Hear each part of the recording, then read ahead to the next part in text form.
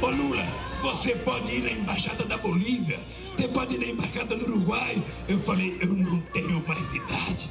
A minha idade é enfrentá-los de olho no olho. E eu vou enfrentá-los aceitando cumprir o mandato. E quanto mais dias eles me deixarem lá, más Lula va a nacer en este país. Buenas noches, gracias por estar aquí de nuevo en este programa.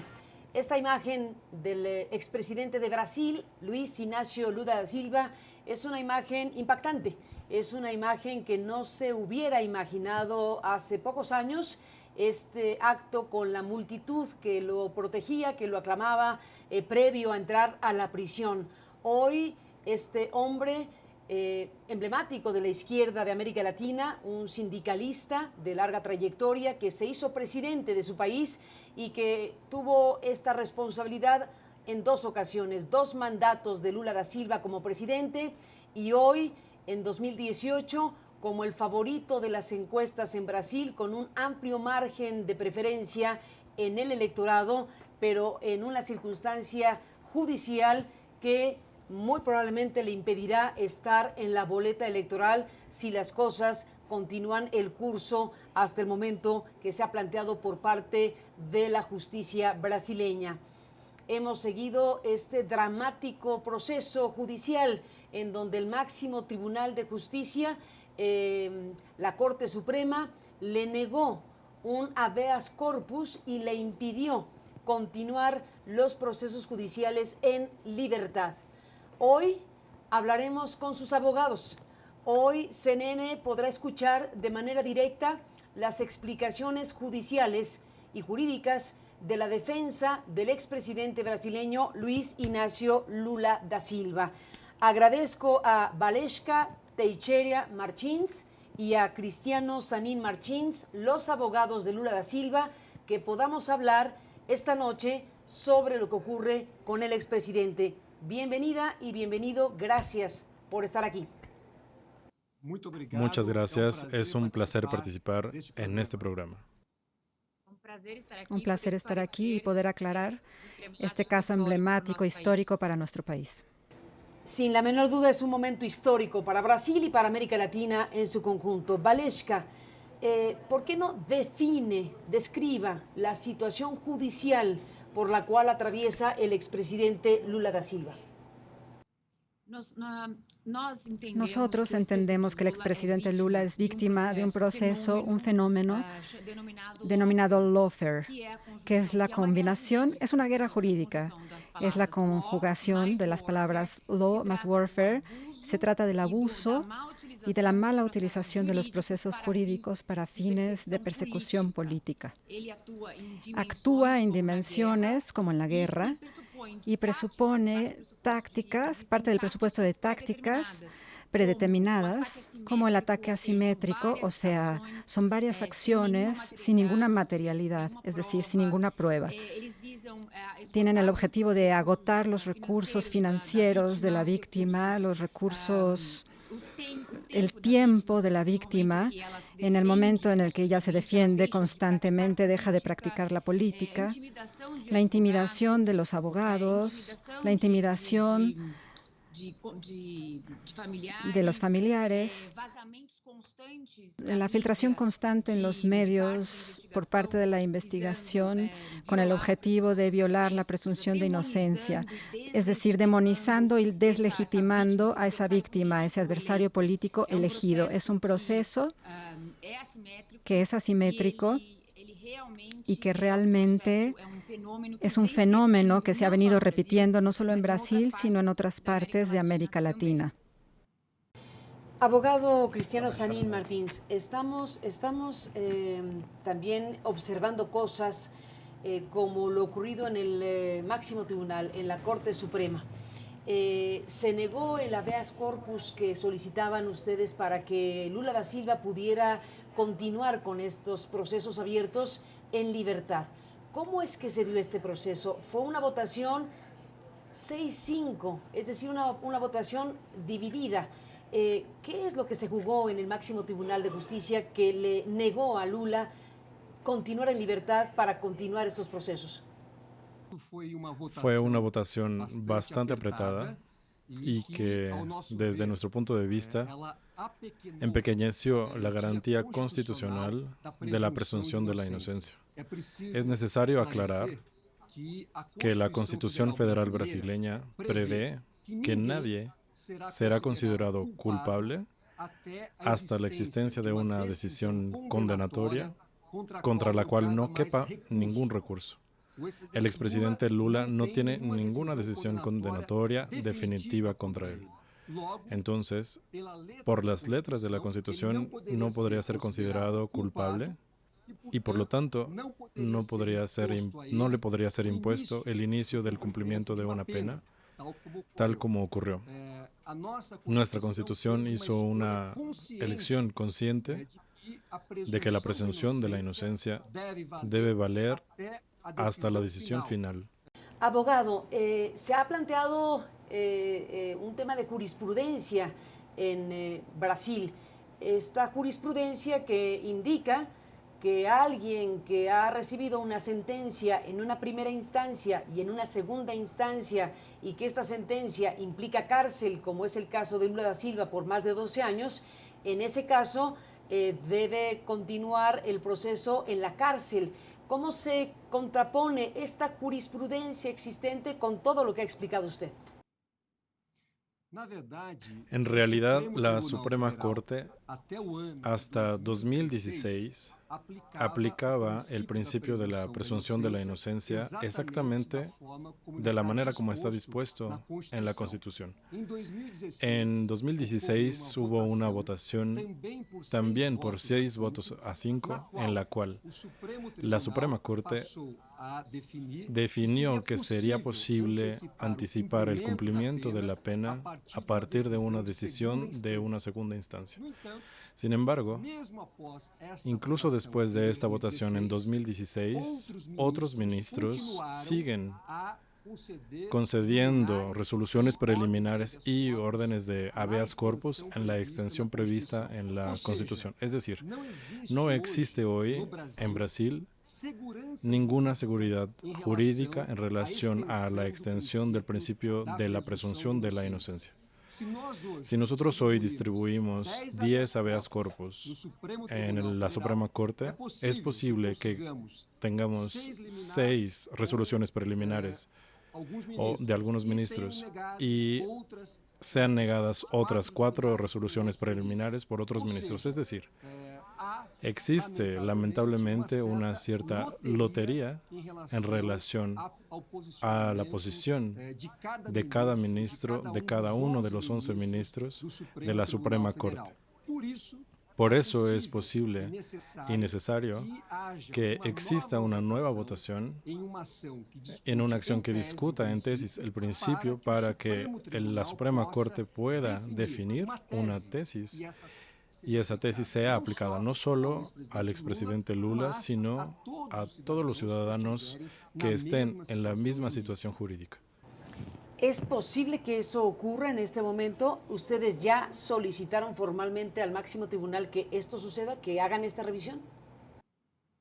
Sí, en realidad existe, el requerimiento fue hecho por algunas entidades brasileñas, tales como defensorías públicas, institutos de garantías, entre otros, la propia Orden de los Abogados de Brasil, pidiendo a la Suprema Corte, frente a esa inestabilidad en sus propias decisiones, que se fije una tesis jurídica que sea aplicada a todos y cualquier ciudadano que esté en la misma situación jurídica.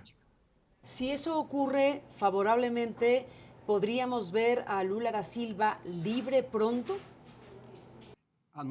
Nuestra expectativa es que esta orden de aprehensión sea revocada, sea superada lo más brevemente posible, ya sea porque es incompatible con la Constitución Federal o sea porque fue proferida con bases en una condena que no tiene bases jurídicas.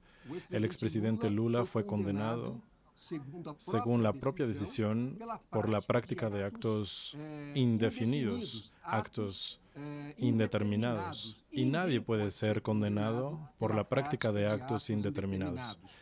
En cualquier lugar del mundo, una persona solo puede ser condenada si existe la prueba de que cometió una conducta y esa conducta está definida por la ley como un delito. Y esto no ocurrió en el caso del expresidente Lula. Cristiano Valesca, vamos a hacer una pausa y regresamos en esta conversación. Volvemos.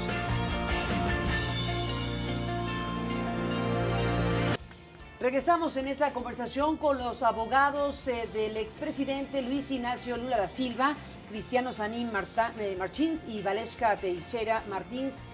Valesca, usted ha descrito esta situación como un ataque asimétrico. Ha usado un concepto de guerra judicial y jurídica en contra de una persona y lo describió con mucha puntualidad.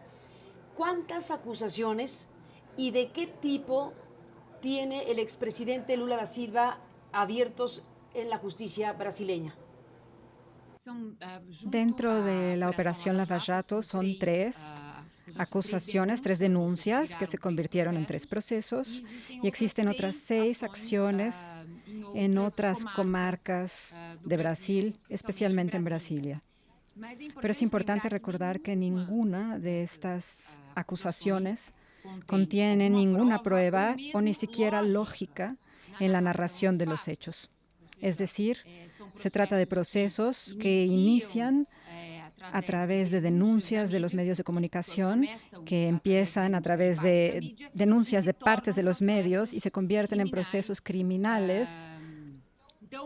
Así que lo que observamos aquí es una colaboración que incluso ya denunciamos en el Comité de Derechos Humanos de la ONU en Ginebra en 2016, que es la colaboración entre partes de los medios de comunicación y el Poder Judicial, en que uno retroalimenta al otro a través de noticias falsas y procesos falsos que siempre tienen el objetivo de obtener un resultado de deslegitimación y de demonización de un adversario político. Se ha focalizado la atención en un departamento, en una propiedad que se presume está en posesión o estuvo en posesión del expresidente Lula da Silva. ¿Podría explicarnos, en este caso en particular, en esta parte de las acusaciones, en qué consiste la acusación, cuáles son los elementos que se han puesto judicialmente a la mesa para acusar a Lula y cómo se defiende de esto, del caso del departamento en un balneario? Habría recibido por nombramientos a la directoría de Petrobras, que es la petrolífera brasileña. Dicen que habría recibido un departamento en el Guarujá, en el estado de São Paulo. Lo que sucede es que después de un proceso en el que 73 testigos fueron oídos, ninguno de estos testigos puede señalar ningún acto ilegal por parte del expresidente, ni durante la presidencia ni después de ella. Probamos que los actos de nombramiento no eran hechos por el presidente. No hay ningún elemento que corrobore ningún tipo de participación o injerencia del expresidente en Petrobras. Por otro lado, quedó comprobado que el departamento, la propiedad de este departamento, no es del expresidente Lula y nunca lo fue. Nunca tuvo la posesión de este departamento, nunca tuvo las llaves de este departamento. Simplemente fue una vez al departamento para verificar si utilizaría un crédito que tenía en una cooperativa para la adquisición de una unidad habitacional y que podría ser aquella, cosa que él rechazó por completo. Él nunca le gustó este departamento. Así que no tenemos aquí ninguna prueba de propiedad ni de posesión. Más adelante en el proceso, comprobamos que este departamento había sido enajenado por la OAS, por la constructora OAS, involucrada en el proceso, en favor de un fondo de inversión inmobiliaria, de manera que este departamento ya no era de la constructora, no era de Lula ni de la constructora. El valor económico ya había sido cedido, de manera que la acusación no tiene materialidad, no tiene lógica y no quedó comprobada.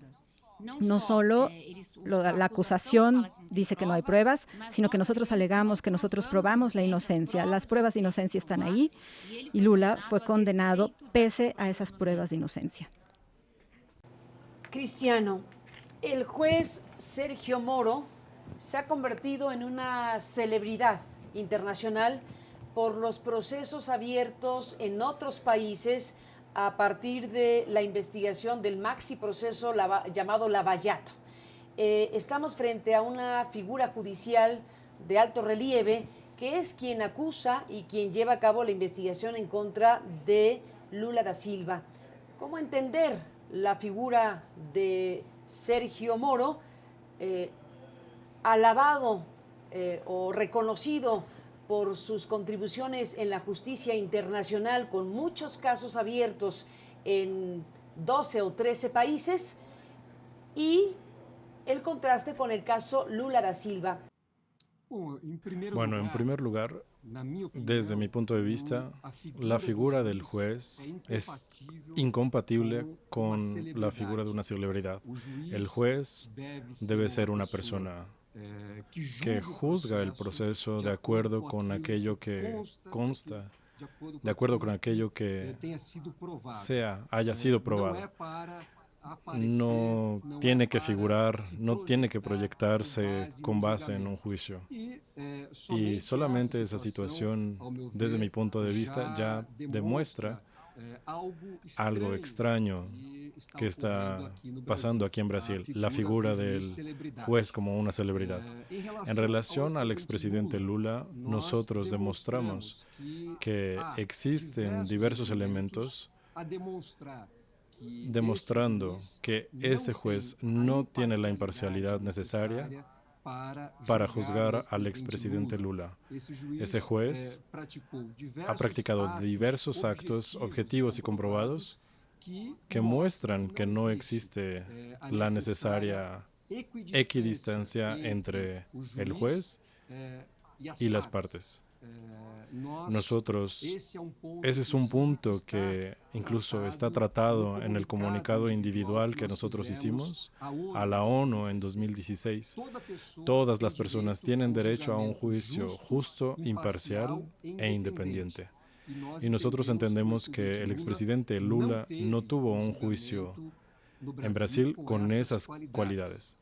El expresidente Lula se considera hoy un preso político porque fue condenado en un proceso sin haber cometido ningún delito y hoy se encuentra en la prisión con base en esa sentencia que revela una absoluta fragilidad jurídica. Cristiano Valesca, hacemos una pausa y después de la pausa regresamos en esta conversación.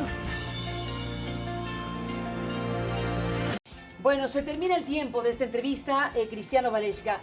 La pregunta es, Luis Inácio Lula da Silva, expresidente de Brasil, ¿podrá o no podrá competir nuevamente por la presidencia de su país en el marco de cosas en las que estamos? ¿Cuál es el análisis, Valesca? ¿Cuáles son sus escenarios jurídicos, judiciales y políticos? Y sociales también, pregunto, Valesca. En este momento, el expresidente fue condenado, en nuestra opinión, sin ninguna fundamentación, pero esto no lo elimina de las elecciones de 2018. Él puede registrarse, si lo desea, como candidato en agosto de 2018. Hasta entonces esperamos que esta injusticia que fue cometida contra el expresidente se suspenda y, por lo tanto, él no pierda en el futuro, porque aún no ha perdido sus derechos políticos, y también que la población brasileña pueda votar en quien lo desee para que sea el dirigente máximo de su país. Es un derecho no solo del expresidente Lula, sino también del pueblo brasileño. Cristiano, si no logran revertir el proceso del habeas corpus y Lula da Silva se mantiene en la cárcel en una segunda instancia y no se resuelve definitivamente el juicio, aún así puede competir por la presidencia dentro de la cárcel con un proceso inconcluso?